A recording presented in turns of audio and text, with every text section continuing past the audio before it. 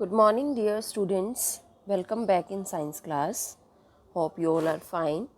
In last class, we discussed about dangers of wildlife trade.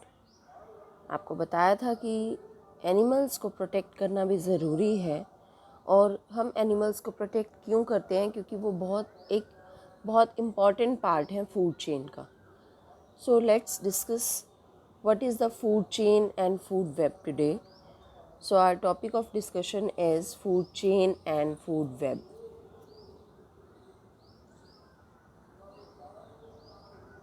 What is food chain? As the name indicates, it is the connection of food between the animals. एक chain बन रही है animals के अंदर. ठीक है, कैसे chain बन रही है, कैसे उनका कनेक्शन है, कैसे वो एक दूसरे के ऊपर डिपेंडेंट है for eating purposes, that is called food chain. Food chain is a process of who eats whom. कौन किसको खा रहा है, that is the food chain. कोई एक फूड चेन नहीं होती, बहुत सारी फूड चेन है और फूड चेन हर हैबिटेट में होती हैं. वाटर की अलग फूड चेन है क्योंकि वाटर के अलग एनिमल्स हैं. डेजर्ट के अंदर अलग फूड चेन है क्योंकि मैंने आपको बताया था हर जगह की वेजिटेशन भी अलग अलग होती है, टाइप ऑफ एनिमल्स भी अलग अलग होते हैं. अगर हम स्नोई रीजन में चले जाएं तो वहाँ के एनिमल्स अलग हैं, तो वहाँ की फूड चेन भी अलग होगी. और ऐसा नहीं है कि फूड चेन हर जगह नहीं होती, यहाँ वाटर है तो यहाँ फूड चेन नहीं होगी. फूड चेन वाटर हर हैबिटेट में होती है, वाटर में होती है, लैंड में होती है, डिज़र्ट में होती है, हर टाइप के हैबिटेट में, हर टाइप की एनवायरनमेंट में होती है. So what is it? हम मैक्सिमम फूड चेन्स हमारी जो स्टार्ट होती हैं वो कहाँ से होती हैं? प्लांट से. क्योंकि हर एनिमल डायरेक्टली और इनडायरेक्टली किसके ऊपर डिपेंडेंट है? प्लांट के ऊपर. देखिए, अगर मैं बात करूँ लॉयन की, suppose I am taking one example simple, lion की बात करती हूँ. तो लॉयन जो है वो क्या ईट कर रहा है? सपोज डियर को ईट कर रहा है. ठीक है, अब आप कहोगे मैम लॉयन तो डियर को ईट कर रहा है, वो तो डिपेंडेंट है ही नहीं प्लांट्स के ऊपर. बट डियर किसको ईट कर रहा है? ग्रास को. डियर अपना फूड कहाँ से ले रहा है? प्लांट से ले रहा है.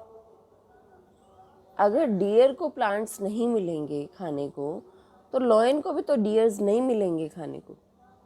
अगर डियर का पेट नहीं भरेगा, वो ग्रो नहीं करेगा, तो लॉयन को उसका फूड कैसे मिलेगा? M I right?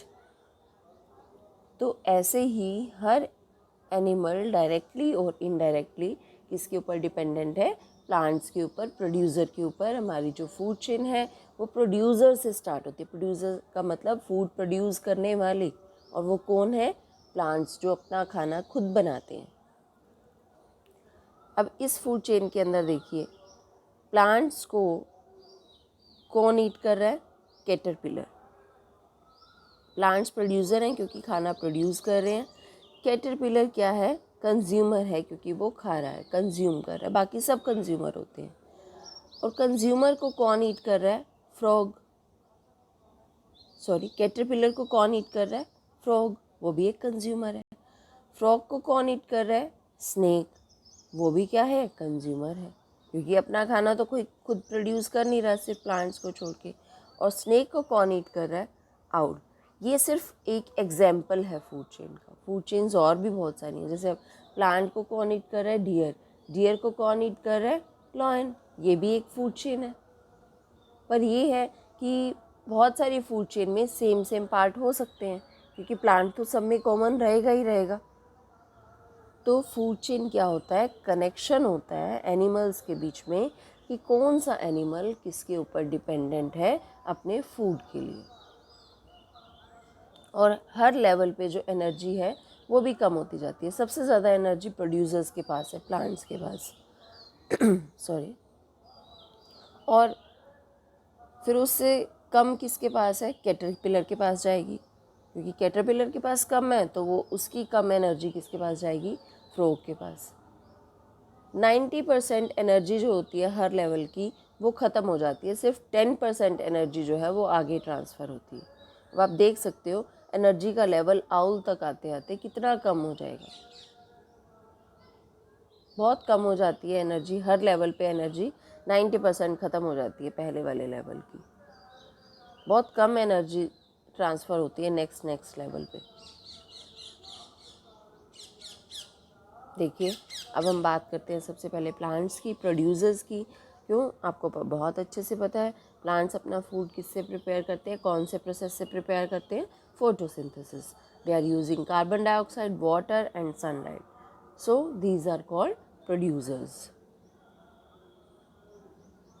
Species who eat plants are called herbivores. अब हम यहाँ पे ये भी डिस्कस करते हैं, जैसे अब डियर है, वो क्या ईट करते हैं, सिर्फ प्लांट्स, वो वेजिटेरियन होते हैं। तो ऐसी स्पीशीज़ जो सिर्फ प्लांट ईट करती है उन्हें हम क्या कहते हैं, हर्बीवोर्स। और ऐसी स्पीशीज़ जो प्लांट्स को ईट नहीं करती, किसको ईट करती है, एनिमल्स को।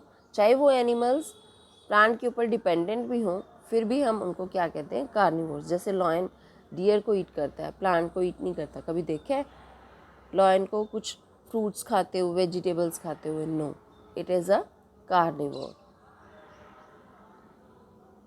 And species who eat both plants as well as animals, उनको हम क्या कहेंगे, यस, ओमनिवोर्स। बहुत अच्छे से पहले आप डिस्कस कर चुके हैं लास्ट क्लासेस में, हर्बीवोर, ओमनिवोर्स एंड कार्निवोर्स।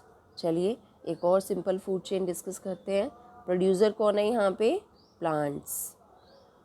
और डियर कौन है, कंज्यूमर। लॉयन भी कौन है, कंज्यूमर, क्योंकि वो ईट कर रहे हैं। जो खाना प्रोड्यूस कर रहे हैं, बना रहे हैं, वो प्रोड्यूसर, और जो खा रहे हैं वो कंज्यूमर। और अगर हम बात करें हर्बीवोर कार्निवोर की, तो जो डियर्स हैं वो क्या हैं, हर्बीवोर्स, और जो लॉयन है वो क्या है, कार्निवोर्स।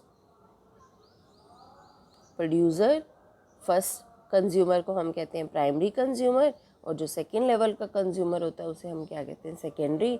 अगर कोई थर्ड नंबर पे आ जाएगा तो उसको हम कहेंगे टर्शरी, और फोर्थ नंबर पे आ जाएगा तो उसको हम क्या कहेंगे, क्वार्टरनरी। मैक्सिमम फूड चेन इतने लेवल की ही होती है, ज़्यादा लेवल की नहीं होती, क्योंकि एनर्जी का जो लेवल है वो आगे जाते जाते बहुत ही कम हो जाता है, जो कि उस एनिमल के लिए सर्वाइव करना बहुत मुश्किल हो जाता है। देखिए अब हमारा नेक्स्ट टॉपिक है food web. I think food chain आपको बहुत अच्छे से समझ आ गया होगा। ये कनेक्शन है। अगर हम वाटर के अंदर बात करें, एक वाटर का भी एग्जांपल आपको दे देती हूँ। वाटर के अंदर जो प्लांट्स होते हैं उनको हम बोलते हैं फाइटोप्लैंक्टन्स, ठीक है। अब यहाँ पे जो लैंड के ऊपर जो प्रोड्यूसर हैं वो प्लांट्स हैं, सिंपल, बट वाटर के अंदर जो वेजिटेशन होती है उसे हम कहते हैं फाइटोप्लैंक्टन्स। फाइटोप्लैंक्टन्स को कौन ईट कर रहा है, छोटे एनिमल, जू प्लैंक्टन्स। जू प्लैंक्टन्स को फिशेस खाती हैं, छोटी फिशेस को लार्ज फिशेस। तो ये वाटर के अंदर एक फूड चेन है। अगर मैं बात करूँ, आप इस फूड चेन को देखो ध्यान से, ठीक है। मैं बात कर रही हूँ कि अगर मैं डियर्स का नंबर यहाँ पे कम कर दूँ, डियर्स को निकाल दूँ, तो क्या होगा, फूड चेन अफेक्ट होगी या नहीं होगी। हम कहते हैं ना कि एनिमल्स को प्रोटेक्ट करना चाहिए, एनवायरनमेंट का बैलेंस ख़राब हो जाता है, तो एनिमल्स को क्यों प्रोटेक्ट करना चाहिए।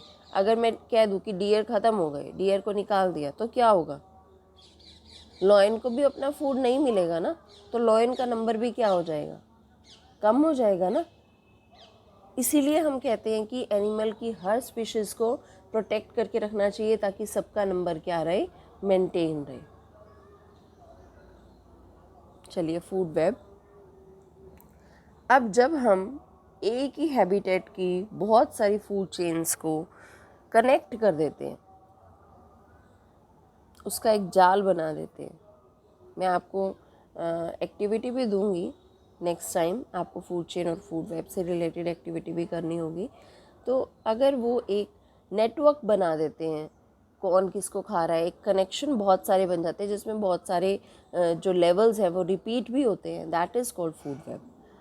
इसमें अब एग्जाम्पल देखिए, बहुत सारी फूड चेन्स हैं जिनको कनेक्ट किया हुआ है, और that is called food web. अगर हम यहाँ से स्टार्ट करें फर्स्ट फूड चेन से, ग्रीन प्लांट, प्लांट को कौन ईट कर रहा है, गॉट। अगर हम डायरेक्टली देखें तो गॉट को कौन ईट कर रहा है, लॉयन। ये एक फूड चेन हो गई, ठीक है। सेकंड फूड चेन, फिर से हम चलते हैं, प्लांट्स, प्लांट्स को कौन ईट कर रहा है, गॉट। गॉट को कौन ईट कर रहा है, जैकल। जैकल को कौन ईट कर रहा है, लॉयन। यहाँ पे एक मेंबर और ऐड हो गया, दैट इज़ जैकल। तो ये भी फूड चेन हो सकती है। अब देखो गॉट कॉमन होगी ना दोनों फूड चेन में, फर्स्ट में भी सेकंड में भी, वो एक अलग फूड चेन है और वो एक अलग फूड चेन है। बट इसी को हम क्या कहते हैं, जहाँ पे मेंबर्स रिपीट हो रहे हैं उसी को हम क्या कहते हैं, फूड वेब। प्लांट्स को कौन ईट कर रहा है, रैबिट, क्योंकि प्लांट्स को तो बहुत सारे एनिमल्स डायरेक्टली ईट करते हैं। रैबिट को कौन ईट कर रहा है, कैट कौन ईट कर रहा है, लॉयन। मैक्सिमम फूड चेन्स जो हैं वो लॉयन पे जाके एंड हो रही हैं। प्लांट को कौन ईट कर रहा है, माउस को कौन ईट कर रहा है, वाइल्ड कैट को कौन ईट कर रहा है, lion. So this network is called food web.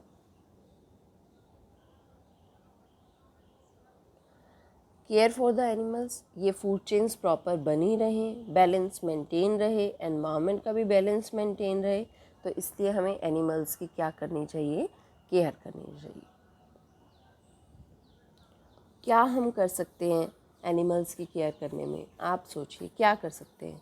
मैंने आपको एक वर्क दिया था बर्ड फीडर्स, मेरे पास अभी तक 4-5 स्टूडेंट्स को छोड़ के किसी की भी फ़ोटोज़ नहीं आई हैं कि किसने बर्ड फीडर बनाया है, किसने प्लांटेशन की है, किसने क्या किया है। तो ये एक बहुत अच्छा काम है जो आप कर सकते हैं एनिमल्स के लिए। और आप क्या कर सकते हैं बर्ड फीडर्स के अलावा, प्लांटेशन कर सकते हैं ताकि उनको अपना फूड मिलता रहे और उनका घर ख़त्म ना हो। सो लेट अस डिस्कस, आइए क्या क्या पॉइंट्स हैं। Do not throw polythene bags in the garbage, this is most important, क्योंकि अगर आप पॉलीथीन पॉल्यूशन करते हैं, पॉलीथीन बैग इधर उधर फेंकते हैं, तो वो उसको फूड के साथ ईट कर सकते हैं, और फूड के साथ ईट करने से वो डायरेक्टली उसके डाइजेस्टिव सिस्टम को अफेक्ट करते हैं, जिससे एनिमल्स की डेथ भी हो सकती है। ठीक है, तो एनिमल्स का नंबर कम हो सकता है, इसलिए हमें उनके फूड के साथ जो उनका डिस्पोजल है पॉलीथीन बैग्स का, वो बिल्कुल अलग से करना चाहिए। क्योंकि हम मैक्सिमम क्या करते हैं, उसके अंदर पॉलीथीन बैग्स के अंदर जो भी वेस्ट होता है वो डाल के और फेंक देते हैं, और एनिमल्स उसको फूड समझ के खा लेते हैं, and it affects their digestive system. Stray cattle can swallow them and they may die. Do not put birds in cages. सबसे बड़ी बात, केजेस में बर्ड्स को नहीं रखना चाहिए, उनकी फ्रीडम को हमें बाउंड नहीं करना चाहिए, और इससे भी उनका जो नंबर है वो कम होता है, उनकी जो लाइफ होती है वो बहुत कम होती है। Don't put fish in aquariums, बहुत जगह आपने देखा होगा फिशेस को एक्वेरियम के अंदर, वहाँ पे उनका जो लाइफ स्पैन होता है वो कम हो जाता है, जो एक नेचुरल एनवायरनमेंट में होता है उससे। डोंट टच और remove eggs of birds from there nest, है ना, हम देखते हैं ना कि ये एग्स हैं, ये नेस्ट कैसे बना हुआ है, तो ये सब चीज़ें देखने के लिए, ऑब्ज़र्व करने के लिए हमें बर्ड्स के नेस्ट को नहीं छेड़ना चाहिए, उनके एग्स को रिमूव नहीं करना चाहिए, और अगर वो एग्स टूट जाते हैं तो बेबीज़ प्रोड्यूस नहीं होंगे, जिससे उनका नंबर कम हो सकता है। Put some water in an earthen bowl for birds, करते हो सभी, रखते हो water, good. Give love to your pets and take good care of them. Talk to your friends about how to treat animals, सबको समझाना चाहिए। कई बार आप देखते हो कि बहुत सारे बच्चे एनिमल्स को परेशान करते हैं, डॉग को, कैट को या काऊ को पत्थर फेंकते हैं उनके ऊपर, मजाक करते हैं कि हाँ हमें बहुत अच्छा लग रहा है, तो उनको आपको समझाना चाहिए अपने फ्रेंड्स को that we have to take care of the animals. वो भी हमारी तरह लिविंग ऑर्गेनिजम्स हैं, उन्हें भी हर्ट होता है, उन्हें भी पिंच होता है। Visit and support your local animal rescue organisation, आसपास अगर कुछ है आपके एनिमल्स का तो वहाँ पे जाना चाहिए, उनको सपोर्ट करना चाहिए, उनको हेल्प करनी चाहिए, फूड प्रोवाइड करना चाहिए। ठीक है, animals are not ours to eat, wear or experiment on, हमें ये नहीं सोचना चाहिए कि एनिमल सिर्फ खाने के लिए हैं, डालने के लिए हैं और एक्सपेरिमेंट करने के लिए हैं। डालना समझते हो, उनकी स्किन जो हम यूज़ करते हैं अपने क्लॉथ्स बनाने में, पर्स और बैग्स बनाने में, अच्छे से हम डिस्कस कर चुके हैं ना। पेटा ये एक ऐसी ऑर्गेनाइजेशन है, people for the ethical treatment of the animals. ये एक ऑर्गेनाइजेशन है जो एनिमल्स का नंबर बताती है, एक डाटा रखती है अपने पास कि कौन से एनिमल्स कितने हैं, कोई एंडेंजर्ड एक्सटिंक्ट तो नहीं हो रहे, और उनकी केयर के लिए पूरा ध्यान रखती है। So we have to take care of the animals. Hope you understand the chapter and you will read the chapter carefully and try the exercise. Thank you. Have a nice day.